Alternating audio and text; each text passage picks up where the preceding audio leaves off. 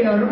Hani meyve yemeyin diyorum ama ben hangi meyveyi yemeyin diyorum. Ben modern meyveyi yiyin diyorum. Hatta bütün konuşmalarımda yerseniz bir tek anaburumuzu yiyin. Doğal anaburumuzu yiyin.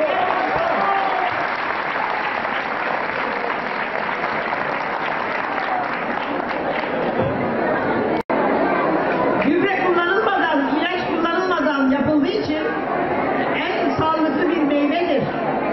Ama oturup akşam yemeğinden 5 kap yemek yedikten sonra oturup yemeyin. Benim gibi ben sabahtan beri 3 tane yedim. Biri kahvaltı, biri öğle yemeği, biri de üzerine tatlı.